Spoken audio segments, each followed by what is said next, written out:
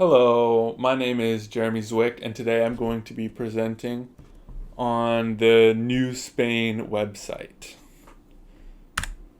So, the purpose of this website, which is called A New Spain, 1521 to 1821, is to trace the history of New Spain from the fall of Emperor Montezuma to the rise of Emperor Iturbide.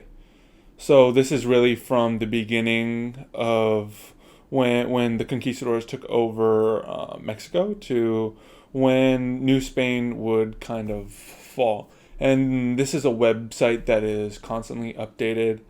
The last update I believe was in April 2021, and it acts as an exhibit to display the origins of social, cultural, and the political aspects that influence modern day Latin America. And this specific exhibit or website is a collaboration between the University of Texas and the Department of Education. So, in terms of actual content, it begins by exploring native culture and traditions, and sort of from this goes into the maritime technological advancements that allowed for the transatlantic crusades and the subsequent invasion of Mexico. So it talks a lot about how Don Hernan Cortez came and made some deals with friendly native tribes, as well as famously taking out Montezuma and sort of becoming the ruler of Mexico.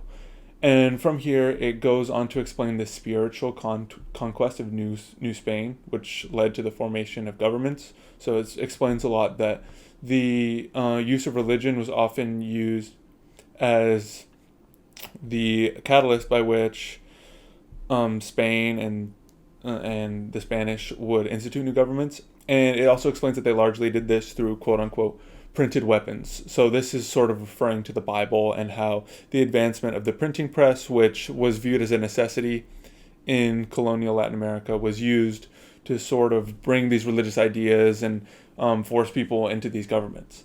And then the exploitation of the native people is highlighted, and justifications for this are explored. One of these justifications was religious, but it essentially just goes into the fact that the Spanish sort of took over Latin America, but they didn't really have the means to actually create a society out of it. So they often created the society off the backs of native people. And after that, they go into the organization of colonial society, and they talk about the societal structure, and they actually talk a lot about the role that previous native structures had played. So, for example, they talk a lot about how native tribes would fight for their rights within the government, and how a lot of previous native structures of governments would go into the formation of the new government and new societies. And in that, they also talk about the native capital being transformed into Mexico City and what went into that. And finally, continuing with this, they sort of talk about the formation of the new society and how a lot of the forces, issues with the native population and the Spanish population, issues with an extreme amount of European influence leading to the end of New Spain and the beginning of a new Mexico. So the interesting and useful aspects of this were is that it connects to a lot of historical events, to the actual cultural development that is more relevant today. So it allows us to connect modern day Latin America to past events that we've been learning about throughout the semester. And in that way, it's a useful resource in viewing the larger history. So it allows us to view the history not only just with all these past events in mind, and it really allows us to view from have a clear start and end date to when all the colonial Latin American history happens, but it also allows us to connect it.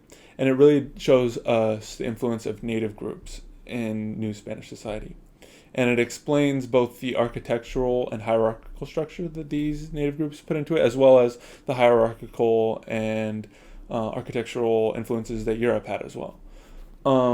And while this source does offer a good view of Mexican history, it often does leave out other areas of New Spain, like the Philippines or the Caribbean, for example, which is and in that it leaves out important dynamics in those areas, like slavery. It doesn't really touch on things like that. So it's more Mexican centric, and so that's one of the downsides to the source. In terms of connections to the class, it connects to documents like Mesoamerican Voices with its focus on Native groups, and the mission and historical missions with its connections to religion. But more so, it just connects to developments in maritime technology is another one that allowed conquest. It connects to stuff that we learned about just larger history of Mexico throughout colonial Latin American history, and how similar things also happen elsewhere. It brings up places like California, San Diego, Texas, which are things that we sort of begin to touch on a little bit. And it also connects to influences in the plight of Native Americans and how those issues affected colonial society.